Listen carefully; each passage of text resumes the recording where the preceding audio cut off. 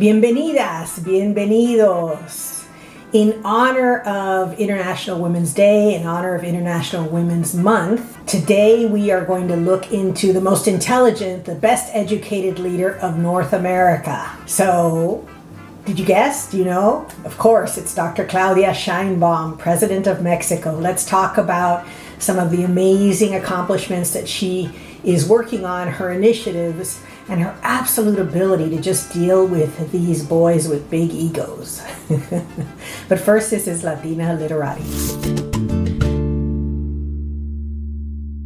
Since her inauguration in October, there has been a whirlwind of activity in Mexico. I'm just going to mention a few of the programs that she's continuing and expanding. Dr. Sheinbaum, La Presidenta Sheinbaum, has declared this year El Año de la Mujer Indígena, the year of the indigenous woman. And when asked why, she said, why not?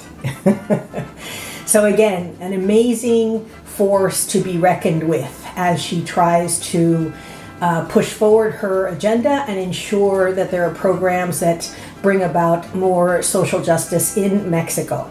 And so what are some of these programs? There is one specifically focused on the youth. Last administration started it and she's continuing it. And so young people between the ages of 18 and 24 are put in training programs so that they can benefit from vocational training. Amazing, because the vast majority of people in Mexico don't have an opportunity to go to university. Just some general kind of statistics. In Europe, about half of the people go to university. In the United States, about 25% of students can have the opportunity to go on to university. But in most of the rest of the hemisphere, the numbers are in single digits. And so to be able to have a training program where young people are given vocations, are given possibilities and opportunities for the future is absolutely huge. Really important. That program, of course, is called Youth Building the Future. There's another program called The Sowing of Life, or just Sowing Life, and it is working with indigenous communities throughout Mexico to plant trees, to reforest whole areas, which of course helps in things like landslides. As you may know, in the tropics from May to September is rainy season, and then you get hurricane season. So there's a lot of rain coming down, and if you don't have root systems in place to hold trees and mountainsides where they need to be, there can be real damage and real harm to communities around the areas. And so reforestation is a huge part of combating not only the climate crises, but also natural disasters. And so the government giving resources to indigenous communities to do that is central to Presidenta Sheinbaum's plan, and it's huge. The third just example of social programs is one focused on women. If you're a woman who is 62 this year, you're going to get a pension. Why? Because irrespective of whether you work outside the home or in the home, we all know the vast majority of work on the planet is done by women, and most of it is unpaid. And so for her to recognize that and to say to women, your work, your contribution to our community, to our society is valued, is huge. Huge. It's something that women have been fighting for many, many, many, many decades. And for her to say, your work of caring for your family, of ensuring that everyone else has what they need in your home, of helping and caring for parents, neighbors, whatever, we're going to recognize that with a monthly pension. Huge, very popular. Her popularity is up 80%. It's one of the highest of any president or leader on earth. Why? Because she's focused on her people, on the needs of her people. So again, as we live at this moment in time, I think it's important to applaud the amazing efforts of other leaders and to envision a community, envision a society where we care for our children, where we care for the elderly, where we take care of those who have served the country, where we really look to the best opportunities for those around us, ensure universal health care, universal access to education. We need to focus on this vision, and we need to make the changes. Special election April 1st. So there's a lot of work to be done, but we have a beautiful example to the south, right next door. And so that's why I really wanted to focus on some of the amazing initiatives that Presidenta Sheinbaum is focusing on in her first few months in office. As a climate scientist, Presidenta Sheinbaum doesn't need to be told what needs to be done to heal Mother Earth. And so who are the best stewards to heal Mother Earth? Of course, the indigenous communities.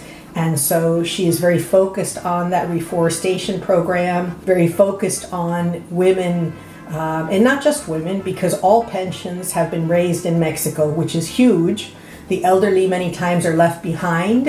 And so to raise pensions overall, and specifically pensions to women who may have never worked outside the home, is also going to just lift so many people out of poverty. It is a pivotal, radical, amazing investment in the people of Mexico. And I think we're going to see real change, because what do people do when they have funds? They circulate it in their communities, and all of that brings up the community economically and helps everyone. Of course, Presidenta Sheinbaum wants to focus on gender equality. It is a time to focus on lifting women up, of giving them their rightful place in society, of respecting them, of ensuring that all women have the support they need, whether they decide to be mothers or not. They should have absolute support in their decisions. And so again, this is crucial to her agenda and central to the policies that are being rolled out under her. And that's why she has such high ratings from everyone. For the first time in history, Mexico has a Ministry of Women headed up by Minister Citlali Hernandez. And literally all it will do is focus on issues that affect women and coming up with solutions, policies that can be rolled out to help women thrive.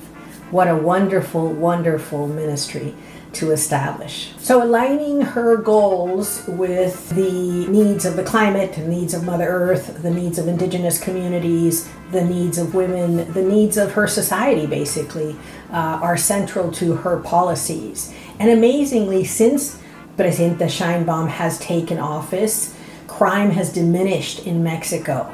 So she has started a brand new, or at least revived, elements that have worked in the past in terms of intelligence gathering, training, community involvement, in terms of bringing down crime. And of course, we know that much crime is due to lack of opportunity. So when you're giving young people opportunities in vocations, in training, in different scholarships, that's going to literally pull the rug out from those that would tempt the young to do things that are going to hurt others. So again, absolutely fascinating that she's doing what we all know works, which is bringing opportunity to communities in need.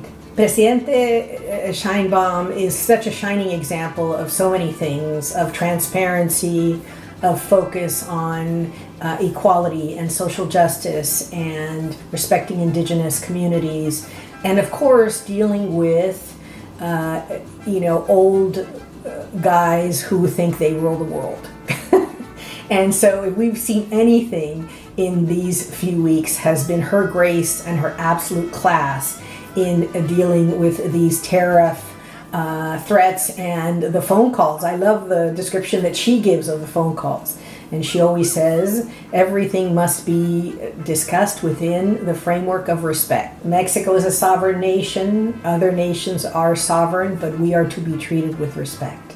And of course, she has not been shy, Presidenta Sheinbaum has not been shy at answering the threats and answering the different barbs in the media and from other leaders saying, wait a minute, Mexico is a nation of very hardworking people that have built the rest of North America. And in fact, of course, we know that half of North America belonged to Mexico before the U.S. invaded and took it away. So the fact I always mention this, there's a Treaty of Guadalupe that you can look up that says the linguistic rights and cultural rights of the people that live there, that would be Latinos in North America, are absolutely to be respected. So things like, saying that English is an official language, that's actually in violation of the Treaty of Guadalupe. And so we need to focus on building the society that we want and not on the tantrums and the terrible things that others are trying to do. And Presidenta Sheinbaum is such a shining example of a female leader that I wanted to share some of her triumphs. And these is just the beginning. These are just the first few months. She's got 6 whole years. And so I think she's going to transform Mexico into a completely different place. And so we wish her well. We wish her success. And we're rooting for her because we know the people are guiding her policies. You can see that in what she's doing. So we wish her all the best.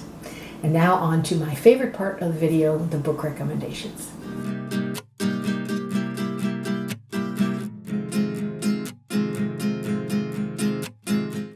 The first book I'm recommending today is Mexico, A User's Manual, which is a wonderful description of Mexican society, history, kind of context for modern Mexican politics and economics. Really feel like it's a book that if this is a topic of interest, then you should definitely read. And of course, as always, check your local library, your local bookseller. We want to support our local libraries and booksellers, especially at this point in time. We want our local communities to be strong.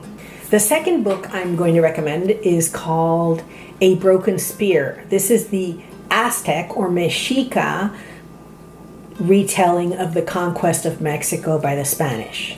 And so if you want the other side of history, this is a really important book because it details all of the efforts and really all of the elements that came into the conquest. It wasn't just like a couple hundred Spaniards land in Veracruz. There are millions of indigenous people there and they just take them over. That's not how it happened at all. We know the age-old adage of divide and conquer, and that's exactly what happened. The Tlaxcala, who were very famous warriors, ally themselves with the Spanish because they are at war with the Mexicas, and so they are able to bring in millions of indigenous people to their side with lots of promises. In other words, the moral of the story is do not let us be divided. We must be united always in our efforts to bring together community, to hold community together, to safeguard the most vulnerable in our communities, and to ensure that we are all doing well, even at this moment in time. And the third book is, of course, a biography on Claudia Sheinbaum. I've recommended others, but this one is also quite good. Highly recommend it. Gives you perspective, her life story and her parents as student activists in the 60s and her work and studies in California. And so she is an amazing woman and very interesting, her scientific work as well as her political commitment. And even her children. It's kind of fun to read about them as well. So as always, thank you so much for joining me on this joint journey. And so it has now been several years that we've been on this journey, and I thank you. I thank you so much for all of your input, for your comments, for your suggestions, for all of your support. We would love you to support and to join our community, to subscribe to Latina Literati, and let us know, what are you reading? What are your thoughts? What have you heard? What are you reading about Mexico or anything else? And we'd also like to get recommendations from you. What would you like us to talk about? Because we do take recommendations from our community. Thank you so much. And as always, con mucho cariño, mucho salud, mucho amor. Gracias.